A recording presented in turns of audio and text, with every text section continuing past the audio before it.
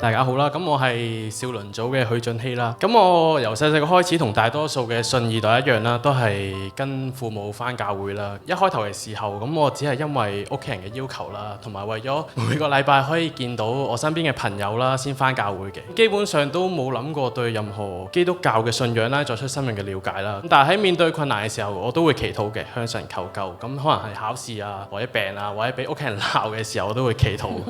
咁但係都係以個得過且過嘅心態去生活啦。直到去到中午嘅時候，我喺一次打籃球嘅比賽入邊就整親隻腳，咁我左腳嘅膝頭嘅十字韌帶就斷咗啦。咁可能大家唔知啦，十字韌帶就係一啲膝頭嘅筋腱啦，咁斷咗就唔會自然康復噶啦。咁當時呢，我內心就對神有好多嘅質疑，好多嘅不滿啦，我甚至鬧神啊，我話喂，點解我信耶穌返教會，會斷咗隻腳喎？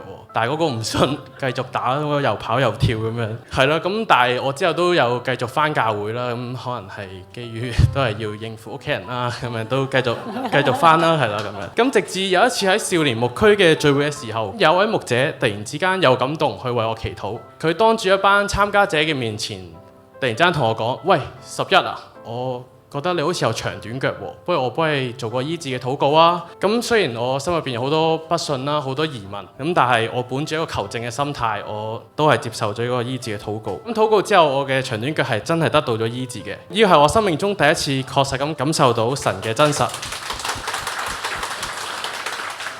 咁自此之後，我就認定咗耶穌基督係我生命嘅唯一嘅救主。雖然我嘅左腳膝頭最尾都係冇俾神所醫治，咁但係喺往後日子我都可能有試過忘記神啦。不過好感恩，上帝俾咗一班好好嘅同行者我，以致我冇放棄同神去繼續建立關係，繼續去認清耶穌基督先係我唯一嘅救主。返教會唔係為咗人哋而返，係為咗自己要更加親近耶穌，更加認識神，將榮耀歸俾上帝。多謝。記得訂閱簽物見證頻道，撳埋個鐘仔，同埋幫手分享、點讚，等更多人認識神。